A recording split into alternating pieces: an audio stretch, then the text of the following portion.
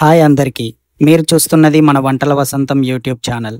ఇక్కడ నేను ఇంట్లో మనం నిత్యం చేసుకునే టేస్టీ వంటలను సింపుల్‌గా ఎలా చేయాలో చూపిస్తాను. మీకు ఈ వీడియోస్ నచ్చినట్లయితే ఒకసారి సబ్స్క్రైబ్ బటన్‌ని క్లిక్ చేయండి. అలాగే పక్కనున్న బెల్ బటన్‌ని కూడా ప్రెస్ చేయండి. అప్పుడు కొత్త వీడియోలు పెట్టిన వెంటనే మీకు నోటిఫికేషన్ వస్తుంది. మీరు సపోర్ట్ చేస్తేనే నాకు ఇంకెంతో ఉత్సాహంగా వంటలను చూపించాలనిపిస్తుంది. Please subscribe. మన వంటల వసంతం ముచ్చట్లతో ఈరోజు మనము వండబోతున్న డిష్ గురించి తెలుసుకుందాం. ఈరోజు వండబోతున్న డిష్ అనేది చాలా రుచికరమైనది, చాలా స్పెషల్. ఇదే గ్రీన్ చికెన్. దీనికి ఇంకో పేరు కూడా ఉంటుంది. అదే పుదీనా కొత్తిమీర చికెన్ అంటారు. ఎందుకంటే ఇందులో పచ్చని ఆకుకూరలే ప్రధానమైన రుచి. ఈ వంటకం తినగానే నోరూరుతుంది. పైగా ఇందులో వేసే పదార్థాలు ఏవైతే ఉన్నాయో అవి మన ఆరోగ్యానికి ఎంతో మేలు చేస్తాయి. పుదీనా, కొత్తిమీరాకు, అల్లం, వెల్లుల్లి, పెరుగు ఇవన్నీ కడుపుకి హాయిగా ఉంచేలా చేస్తాయి. ఇది వేసవిలో తినేందుకు చాలా బాగుంటుంది. మసాలా ఎక్కువ లేకపోయినా సరే ఈ కర్రీ అనేది చాలా రుచిగా ఉంటుంది. చిన్నపిల్లలు, వృద్ధులు అందరూ తినగలిగేలా ఉంటుంది. చపాతీ, రైస్కి చాలా బాగా సరిపోతుంది. మీరు ఒక్కసారి చేసి చూస్తే మళ్ళీ చేయాలనిపిస్తుంది. ఈ వంటను ఎలా చేద్దామో ఇప్పుడు చక్కగా చూద్దాము. మీరు పక్కన కూర్చొని ఒకసారి గమనించండి. నచ్చితే మీ ఇంట్లో కూడా చేసేయండి. ఒక గ్రైండర్ బౌల్ని తీసుకొని దానిలో ఒక 2 ఉల్లిగడ్డలను చిన్న ముక్కలుగా కట్ చేసి వేసుకోవాలి. అలాగే అల్లంని కూడా చిన్న ముక్కలుగా కట్ చేసి వేయాలి. ఇప్పుడు ఒక 3 వెల్లుల్లి రెబ్బలను యాడ్ చేద్దాం. ఇప్పుడు మనము ముందుగా కట్ చేసి పెట్టుకున్న పచ్చిమిర్చిని దీనిలో యాడ్ చేద్దాం. మేము 3 పచ్చిమిర్చి తీసుకున్నాం. మీరు కారం ఎక్కువ తింటే ఎక్కువ వేసుకోవచ్చు. ఇప్పుడు దీనిలో ఒక 3 జీడిపప్పు, 2 బాదంని కూడా వేయాలి. అలాగే ఇప్పుడు కొత్తిమీరని యాడ్ చేద్దాం. అలాగే పుదీనాను కూడా యాడ్ చేద్దాం. ఈ కొత్తిమీర, పుదీనా అనేటివి ఈ గ్రీన్ చికెన్కి చాలా ముఖ్యం.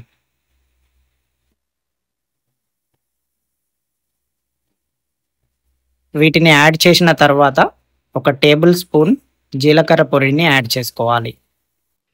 అలాగే కొంచెం మిరియాల పొడిని యాడ్ చేసుకుందాం. ఇప్పుడు దీనిలో ఒక చిన్న దాల్చిన చెక్క ముక్కని యాడ్ చేసుకోవాలి. ఒక 2 యాలకులు, 2 లవంగాలు యాడ్ చేసుకొని దీనిని బాగా గ్రైండ్ పడదాం. చాలా మెత్తగా గ్రైండర్ పట్టుకోవాలి. ఇలా గ్రైండర్ పట్టుకున్న తర్వాత దీనిలో ఒక కప్పు పెరుగు వేసుకుందాం. పెరుగు వేసుకొని మళ్ళీ గ్రైండర్ పట్టాలి.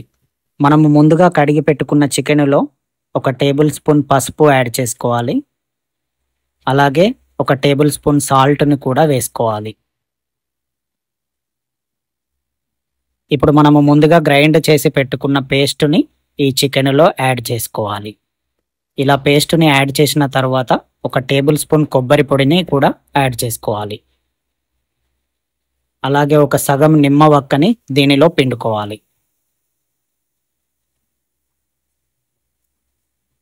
ఇలా ఇవన్నీ వేసిన తర్వాత దీనిని బాగా మ్యారినేట్ చేయాలి.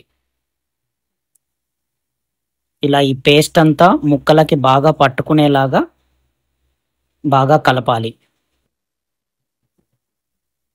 ఇలా ఈ పేస్ట్ అంతా ముక్కలన్నింటికి స్ప్రెడ్ అయ్యేలాగా బాగా కలపాలి. ఇప్పుడు స్టవ్ ఆన్ చేసుకొని ఈ కర్రీకి కావలసిన బౌల్ని స్టవ్ మీద పెట్టుకుందాం. ఒక 2 టేబుల్ స్పూన్ల ఆయిల్ని వేసుకుందాం.